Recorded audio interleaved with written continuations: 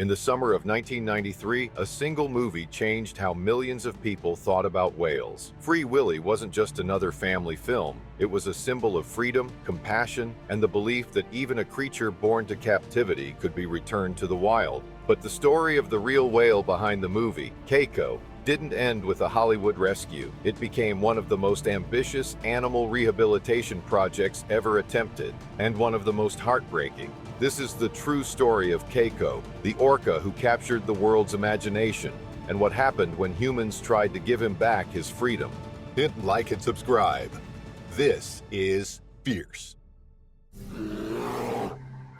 Keiko's life began far from cameras and crowds. He was born around 1977 or 1979, somewhere off the cold coast of Iceland. At just 2 years old, he was taken from his family, ripped from the pod that had raised him, and sold into the world of marine entertainment. His first home was Marineland in Ontario, Canada, where he was trained to perform for visitors. Soon after, he was sold again, this time to Reino Aventura, an amusement park in Mexico City. There, Keiko lived in a tiny, warm water tank, meant for dolphins, not a 6-ton orca. The water was shallow, chlorinated, and far too hot for a cold water whale. His dorsal fin, the tall, majestic symbol of wild orcas, collapsed to one side, a telltale sign of stress and confinement. He spent hours circling the same small space, with nowhere to dive, nowhere to hide, and no companions of his kind. Then, fate, or Hollywood, intervened. In 1993, producers were looking for a captive orca to star in a movie about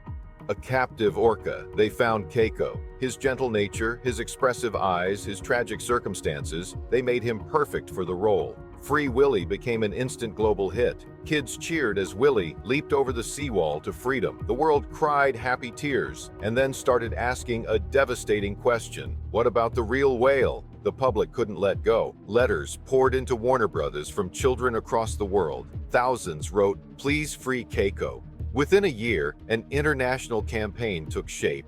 In 1995, the Free Willy Keiko Foundation was born, backed by Warner Brothers, the Oregon Coast Aquarium, and private donors like Craig and Wendy McCaw, the billionaire philanthropists behind the McCaw cellular fortune. The goal sounded simple: give Keiko his own Free Willy ending. But the logistics were staggering. They needed to build a custom rehabilitation tank on the Oregon coast, one filled with natural seawater, large enough for Keiko to swim freely, yet safe for constant monitoring. Construction cost millions. When Keiko finally arrived in Oregon in January 1996, thousands of fans lined the roads to cheer him on.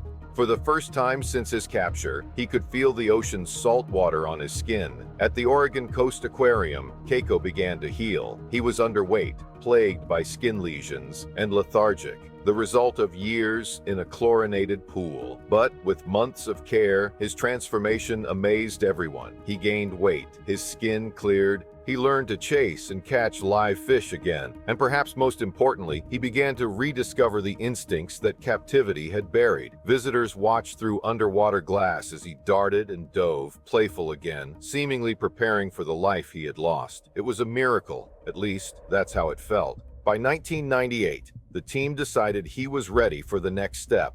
Iceland, the country where his life in captivity began, would now be the place they'd try to set him free. Keiko was loaded into a specially designed C-17 military cargo plane and flown across the Atlantic, a journey of over 4,000 miles.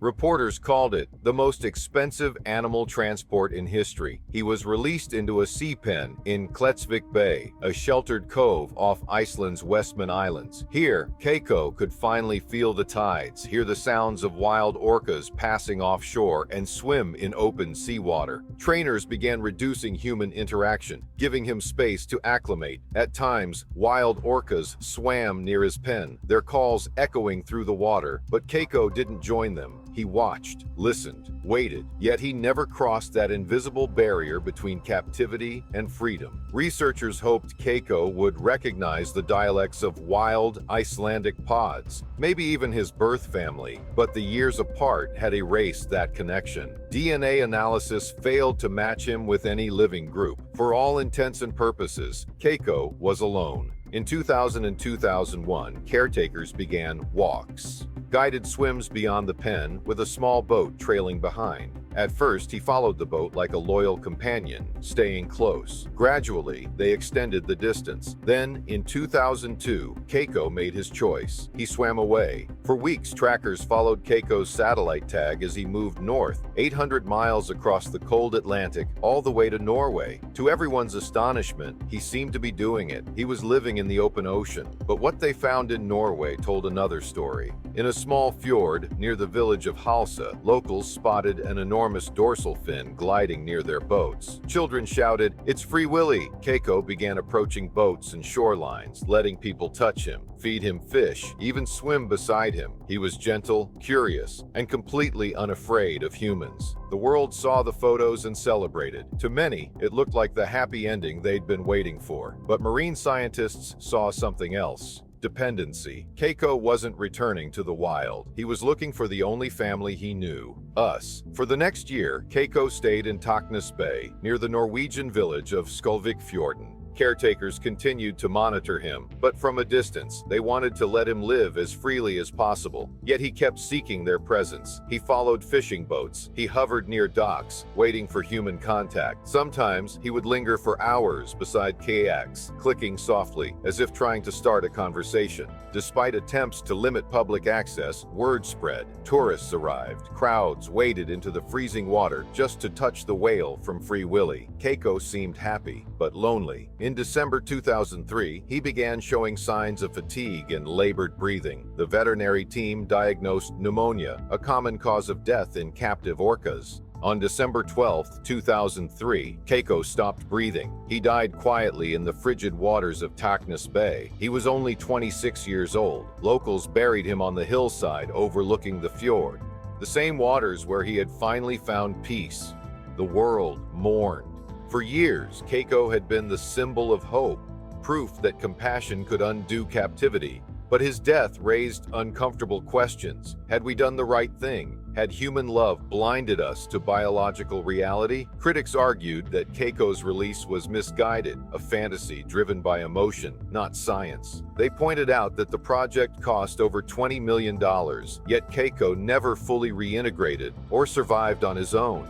He never joined a pod. He never hunted effectively. He relied on human contact until his final days. Others, though, defended the mission. They said it wasn't about whether Keiko made it. It was about giving him a chance to feel the open sea, a chance to live, however briefly, as a whale again. As one caretaker put it, he wasn't free the way wild whales are, but he wasn't a prisoner anymore either. Keiko's story changed the conversation about marine captivity forever. Public interest after Free Willy led to global scrutiny of orca entertainment parks. Attendance at dolphinariums dropped. Activist groups gained momentum. By the 2010s, public pressure reached a tipping point. In 2016, SeaWorld announced it would end its orca breeding program, citing changing public attitudes, a direct echo of the movement Keiko had started. He proved that people could care deeply about an animal they'd never met, but he also revealed how deep the scars of captivity run. Orcas are highly social creatures. In the wild, they live in tight family groups, matrilines, where calves stay with their mothers for life. A captive-born or long-term captive orca doesn't just lose space, it loses its language, its culture, its identity. For Keiko, that loss was irreversible. Today, more than 2 decades after his death, Keiko's legacy still ripples through the oceans he once swam. His name, meaning lucky one in Japanese, feels both poetic and tragic. He was lucky enough to escape the tank that confined him, lucky enough to feel the sea again. But unlucky in that freedom came too late. Still, for millions who grew up watching Free Willy, Keiko remains the whale who tried, the one who carried our hope and our guilt on his broad black back. Keiko's story isn't about failure, it's about how far we'll go to right a wrong, and how sometimes even our best intentions come with a cost. He may never have been truly free, but he reminded the world that freedom, for any living creature, is worth fighting for. Thanks for watching this episode and stay fierce.